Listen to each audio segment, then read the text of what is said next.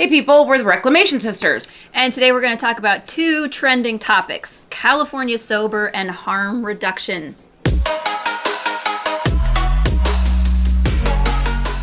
So, harm reduction is, there's no definition really. What the concept is that if you were using heavily, we worked as a community to reduce the harm associated with the substance use. Every agency has something different that they would identify and do and define. So no one definition. So the woman I saw was my first exposure to it, and I thought, okay, well if that's what it means, like absolutely not.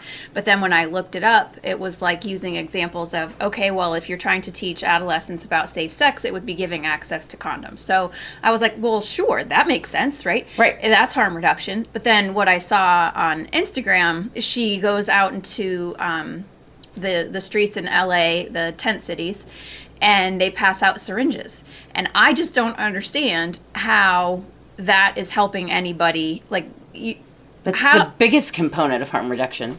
How? Like, you're just... they're not going to stop using. But the idea of harm reduction is some people will never stop using. The consequences of having dirty needles is HIV, hepatitis, and bloodborne illnesses. But are these people that are living in the streets getting any treatment? Like, are we just giving them clean needles because it makes us feel better? Like, we're passing out these clean needles, but nothing's changing in their life. Like, are doctors going around in these tent cities and like giving them care and testing them and stuff? Like, you know what I mean? Like, okay, you're trying to make the first step, you're giving them a clean needle, but then where's the follow up? I guess. Here's the thing: is who gets well?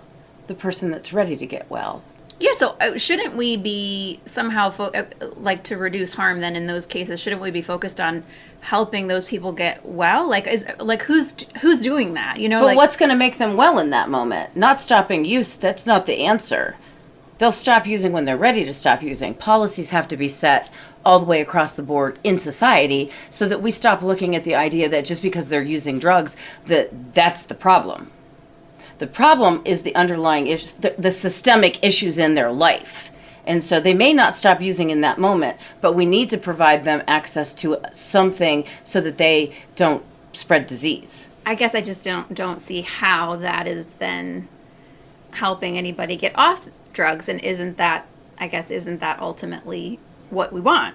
It is ultimately what you want, but harm reduction isn't about stopping the use. It's about aiding them in the process of addressing other issues. Just like giving out condoms to kids in school is like, what are you doing? You can't tell my kid that they can have sex. Well, kids are going to have sex, so why wouldn't you give them the means of having protected sex? So we give people the means of having use of an IV item that is protected so that disease isn't spread. All right, so how then is this connected to the California sober idea with Demi Lovato? In the case of stars in Hollywood who struggle sometimes, it's with opiates or with cocaine or certain illegal substances. We're mixing drugs. You don't always know. Like fentanyl is in it, carfentanyl's in it. It's mixed with, like what I see at work now is cocaine and methamphetamines and all sorts of synthetic drugs. And so what you think you're using is not what you're using, and the risk of death is even greater. The idea that if we can have someone who's an opiate user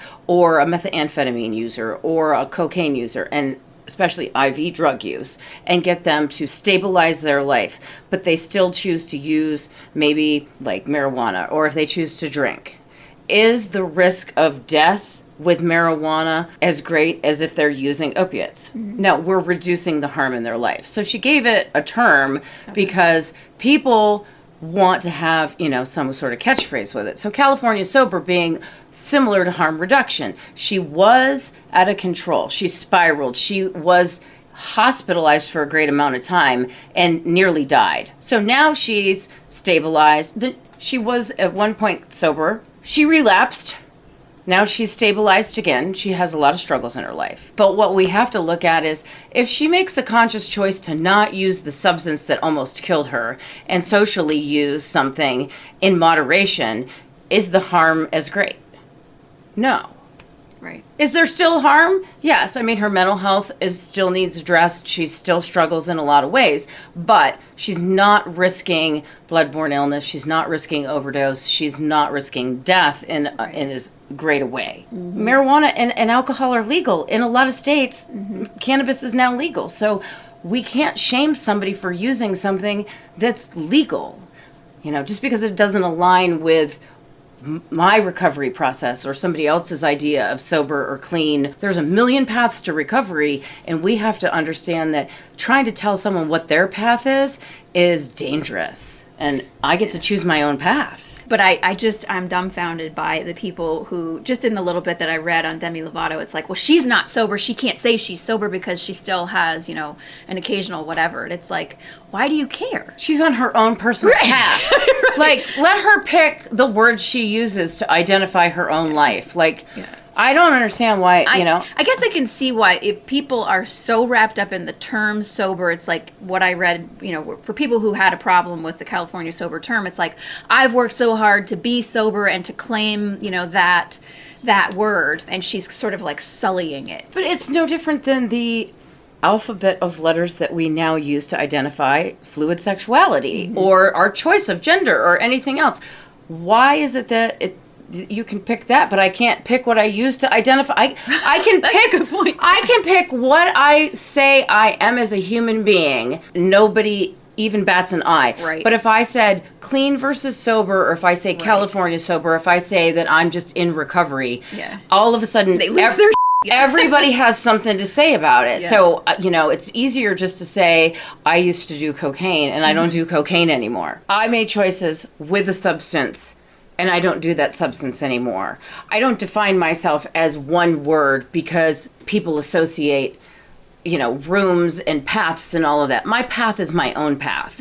And I just say that, I used to suck. I don't suck anymore. I tried to suck less. And now I live my best life. And in the process of living my best life, I've learned a lot about other people's process.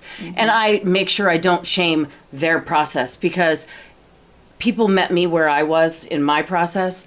And so I need to meet people where they are in their process. And that's what I can do as an advocate, as a person in long-term recovery, as a therapist, as a person who works, in the field, and to help people to find a way to their own path. That's my job. As soon as we say that you can't define yourself in the process of it until you settle into what is your life, then we're destroying their ability to even get there. There are days where you're going to be like, this is everything I'm going to do. I'm going to do this forever. And then you're like, nope, I'm going to do this. And so if we just constantly shame people, then we inflict on them the idea that they're not worthy, and we cause disenfranchised issues. We disconnect from them, and we allow them to feel like they're a failure. And then you suck for doing that. Right. My process is my process, and it was to learn to not suck. Yeah. And it allowed, in that time, you've gotten your master's degree and 1 million letters after your name with all these certifications, and you're not doing coke and all of these terrible drugs that, were wrecking your life. It was about what was happening to you in your life, and you've repaired the relationships and all of the things that bring you back to a healthy, stable life, and that's what matters. And if she wanted to call herself something that you didn't agree with, then it's your problem. I'm a delight. Really. That's what I call myself. A delight. Her state is of delight. Yes. So this is probably something we could, develop into an additional video later. There's so much we could go to from here. So I think if you guys have feedback or want to give us what your thoughts are on this or have questions, shoot us a message. Yep. Social media. All the social media. Find us anywhere. See ya. Take care. Bye.